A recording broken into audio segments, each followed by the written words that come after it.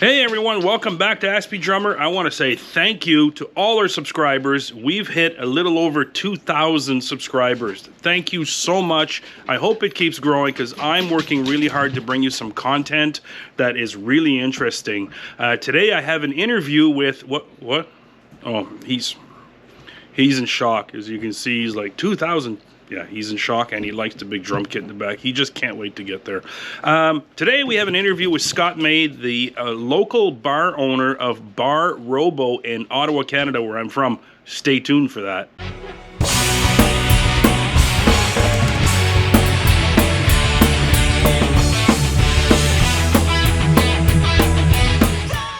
Hey everyone, as many of you know, I am also the radio host of a show called Loud and Proud on blasttheradio.com. You can listen in on Mondays at 6 p.m. and if you don't listen live, you can listen to the podcast afterwards. I am now trying to bring a little bit more spice in the Ottawa music scene. Since the pandemic, there's been a lot of problems with the music scenes, and I think it's hitting everywhere. It's starting to come back, but there's still a lot of changes where a lot of things have gone online, hence me and this guy. He's still in shock. Like, he hasn't played live in a long time now. I mean, look at his face. He's just like, he can't say anything, and I'm feeling the same way. So I thought I would bring on some local bands and local venue owners to talk about what they're doing, and let's help get some people out to these venues. So today I have Scott May, owner of Bar Robo in Ottawa, Canada. Stay tuned. But it's good to have you here. So you're Scott May, and you are the owner of Bar Robo? Owner of Bar Robo, yep. Okay. Which started as a 40-seat music venue and coffee shop in Chinatown. Based at the old location of Raw Sugar, right by the gates of Chinatown. We had big shoes to fill right from the get-go. You know, Raw Sugar was a legendary music venue in town, and you know, we felt a real opportunity to take over the space when Nadia was forced to close. So from 2016 to 2020, I want to say, we had, 4 years of literally shows 5-6 nights a week. Wow. So we probably put on 3,000 shows in 5 years. Wow. Impressive. Yeah. Now, how big is the venue? Yeah, 40 seats. Okay. Okay. So, it was never designed to make any money, and, it was a labor of love. So, yeah. We felt fortunate to be an incubator space so that, bands could have their first show there, or touring bands would have a place to come and play for the door. But it wasn't, a profit machine by any stretch of the imagination. Although, I think its impact was felt culturally in the scene. We established a monthly jazz night, for example, and which has since been copied and emulated, I think, by every venue and their brother. So we make some big contributions to the jazz scene, and we had a lot of fun running it. But we were happy. Not happy was not the right word, but we felt fortunate that we closed it about a month before COVID hit in a big way. So, at the time we had a year and a half under our belt at Queen Street Fair running Bar Robo, which was a 400-seat venue about a block from Parliament Hill, and things were going spectacularly prior to COVID hitting. Now, how did COVID impact you? Like, how did it impact the bar? Well, March 20th was the day we were told we had to shut down. And, we had to cancel shows. We had to lay off staff. We had to close. It was horrifying. That would have been extremely horrifying. Yep. Sure. We had no idea nor any prospects of how we were going to pay our rent and our bills and everything associated with running a club. Nothing. So, fortunately, the government stepped in and gave us some lifelines, some rent subsidies and wage subsidies that we were able to use to keep afloat until we could reopen our doors. And the next 3-4 years were very challenging in terms of, an ever moving target of capacities and distancing and rules. And, it was a challenge. It was hard to run a business, especially a music business, with those constraints. 25% capacity one week, 50 the next. Tables seated 6 feet apart. No standing, no dancing. It was difficult. In hindsight, it seems silly that we had all these restrictions that didn't seem to make a lot of sense. But Yeah. at some point we were the vaccine police. We had to make sure that everybody that played here had fully, vaccinated status. That was hard. It would be tough we had too, to right? cancel Because too. Yeah. that's putting a lot of weight on your shoulders when you're already struggling to, try to keep the business afloat, and you're dealing with everything else on top of that, all the restrictions. And then you guys were, you were allowed to reopen for a bit, and then you had to shut down again. If I remember right, there was another, okay, well, the pandemic's hitting again, so everyone has to shut down. That must have been like a really hard kick in the gonads. Well, it was hard. It still is hard. The business location when we opened in late 2018, right downtown, 1 block from Parliament Hill, people thought we were crazy. Why are you opening a music venue right downtown? Mm-hmm. Well, our feeling was that if we built something fun and exciting, people would come. And for the first year and 3-4 months of operation, that was the case. We had carved out a really unique space, fun, happening, hip, whatever, and booked some great bands and had activities and activations at night, and people stayed after work, and supported it. And unfortunately, with the federal office workers, who are a big chunk of our constituents, working from home now, except for 2 or 3 days a week, entirely changed the momentum and the demographic of our attendees, So, for sure, that while would hit hard. Tim Hortons in Barhaven busy, the Tim Hortons downtown is not. So it's a challenge. But then you also had to contend with the convoy after, and that we were shut been... down for a month. Yeah, we were shut down for a month and a half. It was because we're in a large office building that houses a number of embassies. The building shut down, locked up, closed tight as a drum. So we couldn't open, even if we wanted to.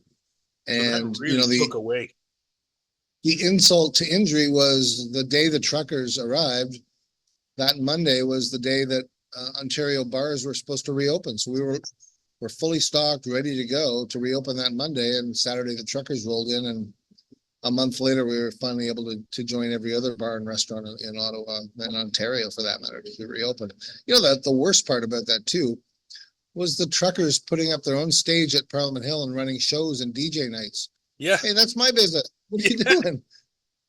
That must have been so, like, not just you insulting, but so damn aggravating that you're sitting there and you're going, what the F is going on here? What, like, how am I, and you had prepared, like you said, you prepared to reopen that day, and then boom, nope, this ain't happening. Like, I know what's involved in running a business. Like, you must have been just like shaking your head and wanting to like pound the walls. Well, it was frustrating, and it was especially frustrating now in hindsight to know, how little planning and organization that various levels of government had in place. The police service, the local municipal council, the government of Ontario just ran away and hid.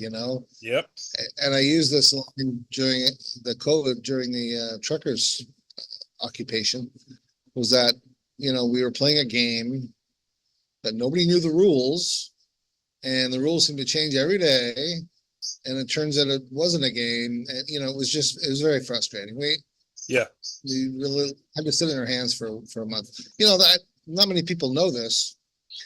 When they finally left, And we came back in the Sunday before we could finally reopen, the building would reopen and the venue would open, only to discover that our packed freezers had failed sometime over the truckers' Oh occupation, and we came back no. to $10,000 or $11,000 worth of spoiled food that, that was bought just before we were ready to open. So at that point was probably the lowest, that we felt during the COVID and the truckers' occupation, and the struggle with the workers coming back.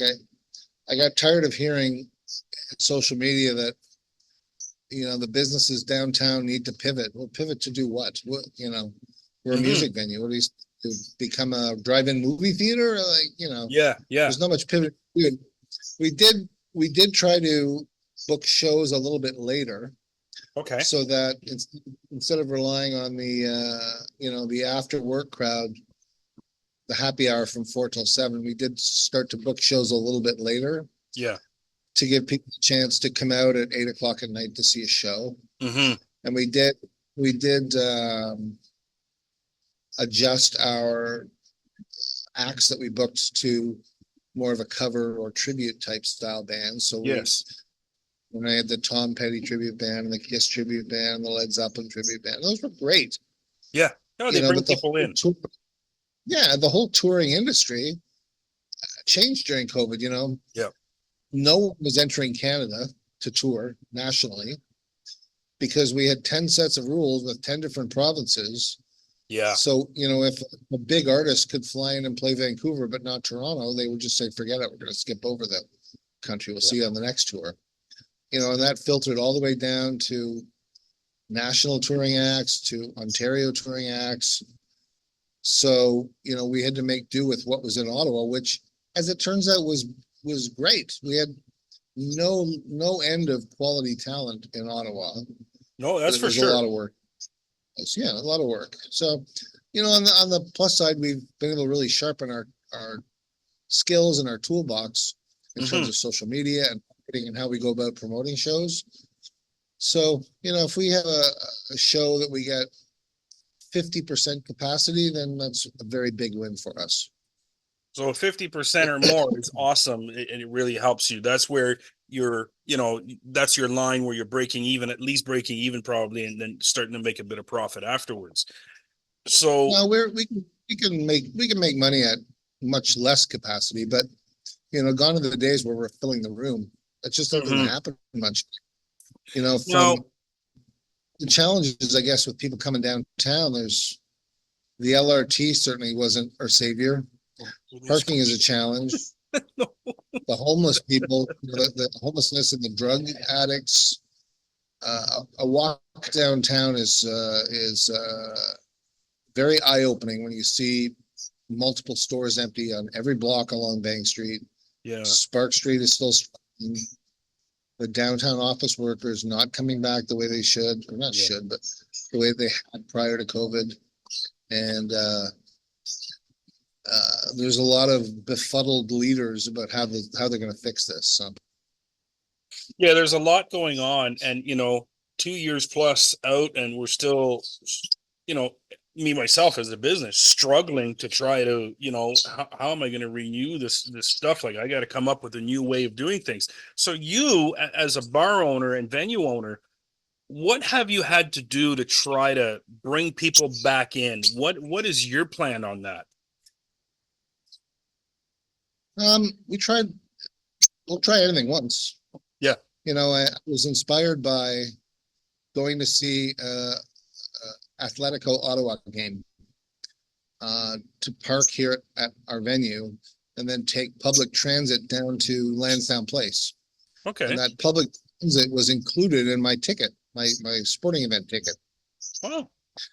So mid-pandemic, we were able to talk to OC Transpo and figure out a way that a concert ticket to our venue would include public transit, which was pretty cool. That's smart. And we, because the LRT stop is right outside our door, the Parliament station is 10 feet from the entrance to Bar Robo.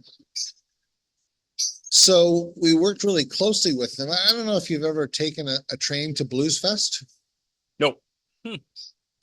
So you can do that. You can take the LRT to Blues Fest using your Blues Fest ticket as the admission. The challenge is that the actual ticket itself won't open the access gates to the train station. So Oh, OC has to have a person there to look at your ticket and then open the gate for you, which you can imagine is a bit of a bottleneck. I didn't think So that we through. worked really close. Yeah, well, it's fine. It works great when it works. Yeah. So what we worked with OC Transpo actually to come up with a way to put a QR code on our tickets. Mm-hmm. So you can flash that QR code at the gates and That's get smart. access to the trains. There's a lot of work. And there's a cost for me as a bar owner associated with that.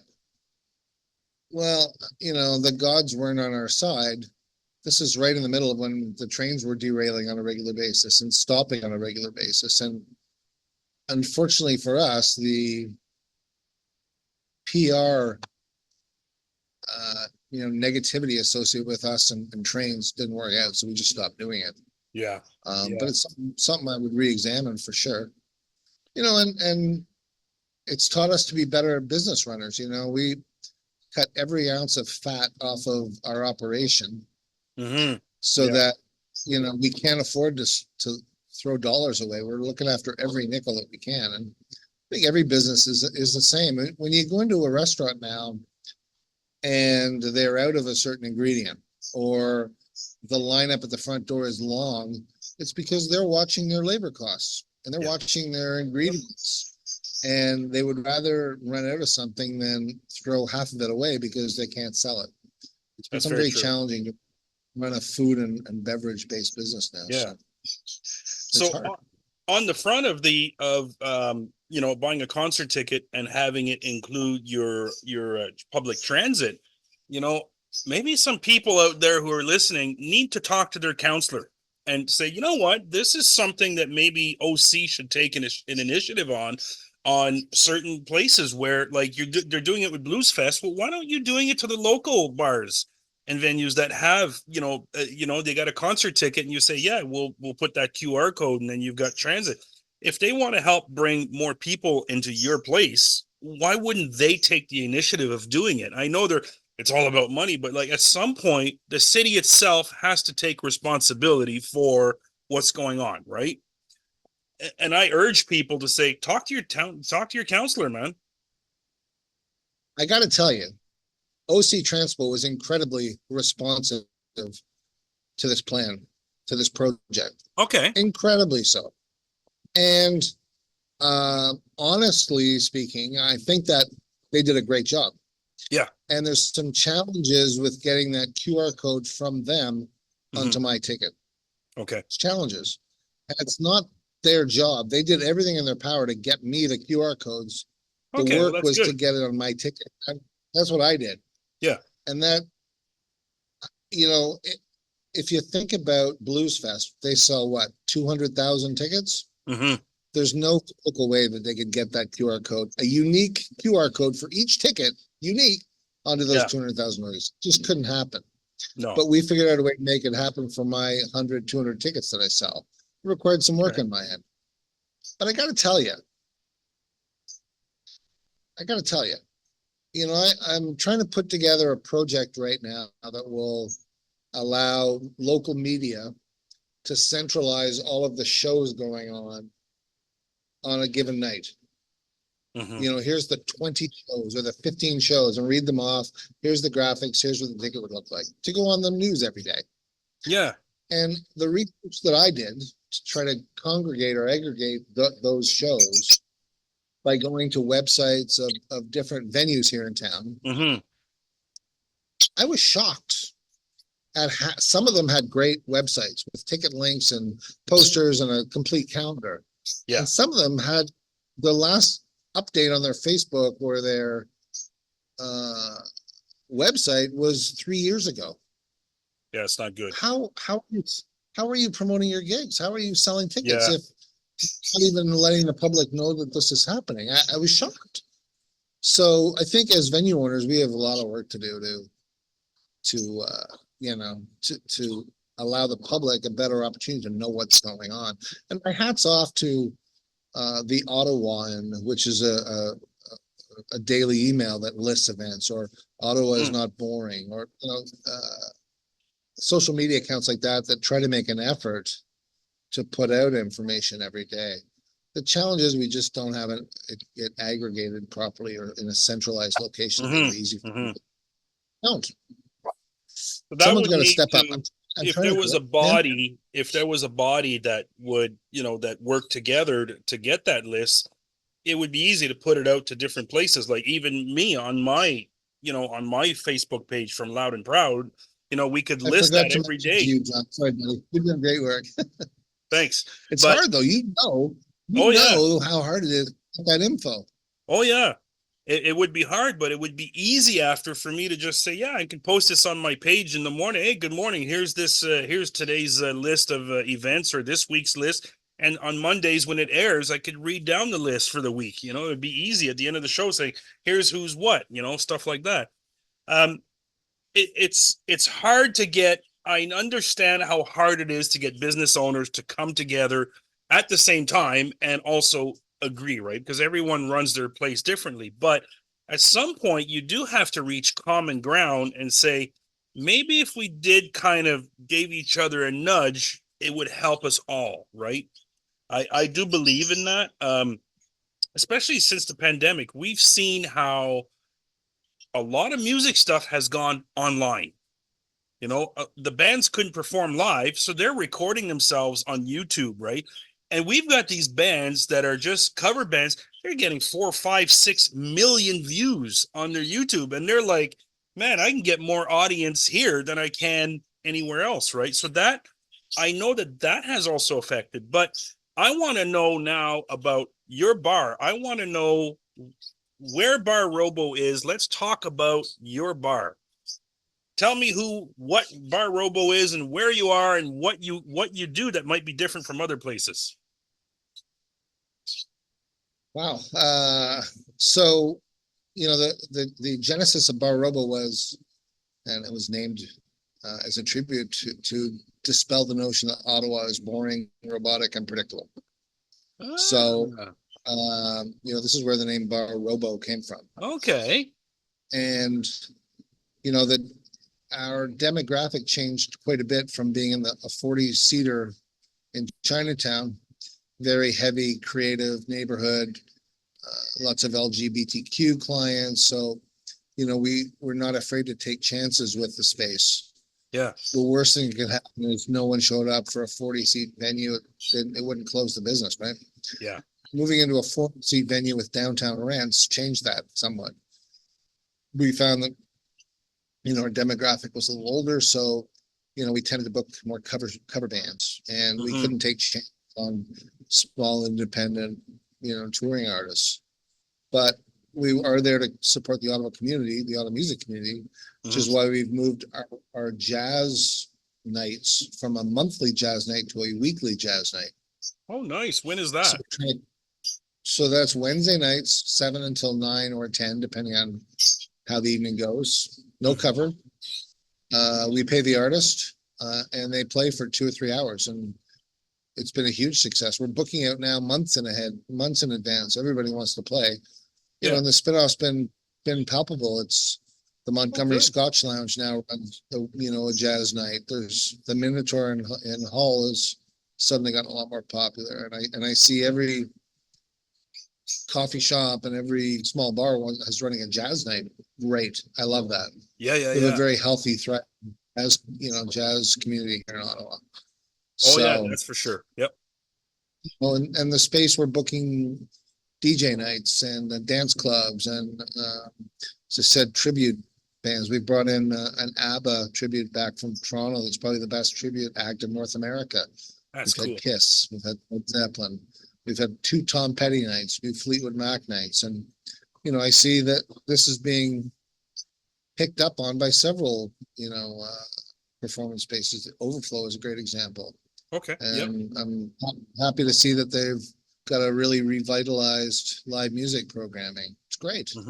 And there's some venues that are doing okay. Look at the Brass Monkey. I think they were able to come through the pandemic by the skin of their teeth. The Rainbow's got a big corporate sponsor behind the scenes. Good for them, Yeah, right I in think the it's nick of time important. too.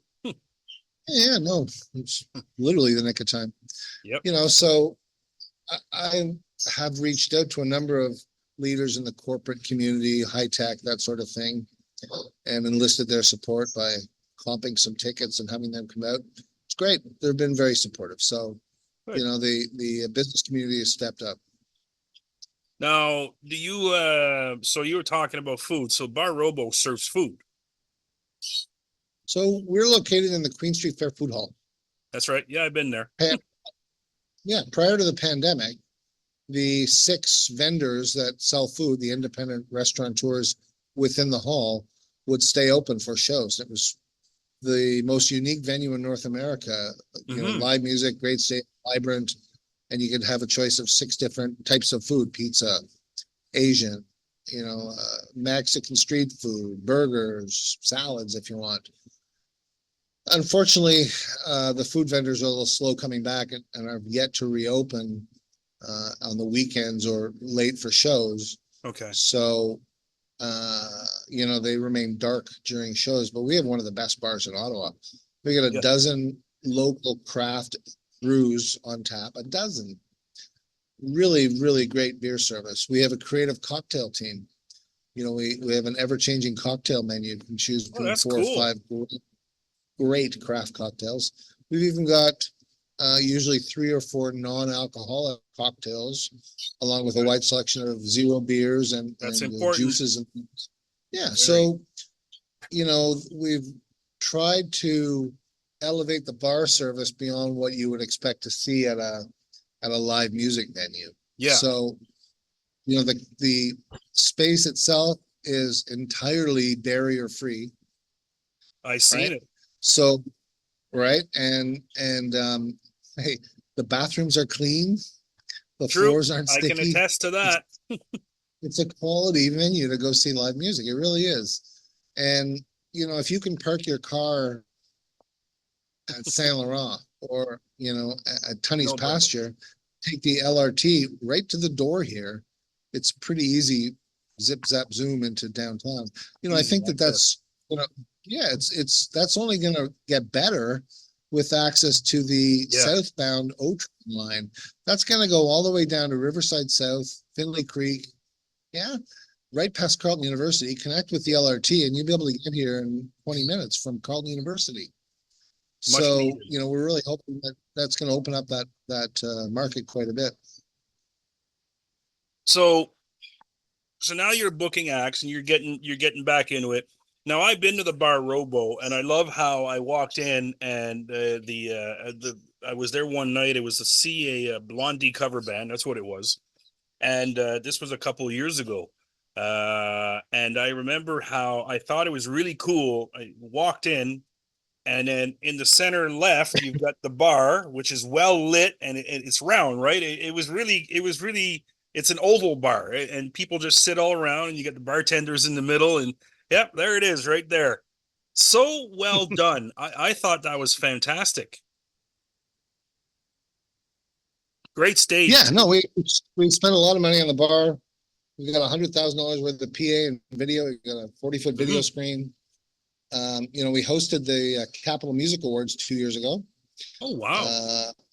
Yeah, which was really, really well attended. And looking forward to the Capitol Music Awards this year, May 16th, Bronson Center. Get your tickets now. It's a great night. May 16th. Live music. Yep, live music and great performances. And I do believe there are 13 categories this year, including Best Venue, Best Front of House Tech, Artist of the Year, Song of the Year, Release of the Year, Community Builder.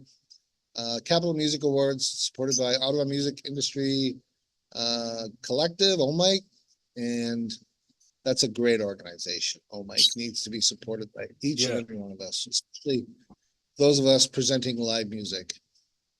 Well, I think it's fantastic too, because I know where you are on Queen Street, And I'm going to tell people that even though right now Bar Robo isn't serving food during the show, there are a lot of great restaurants in the area that are open, that you can go to have dinner first and then go to the bar and enjoy an evening out. And I think it makes for a great evening out because you're in the area. And it's like you said, you take public transit and you just go out and have yourself a dinner and then go to Bar Robo and just listen to some great music.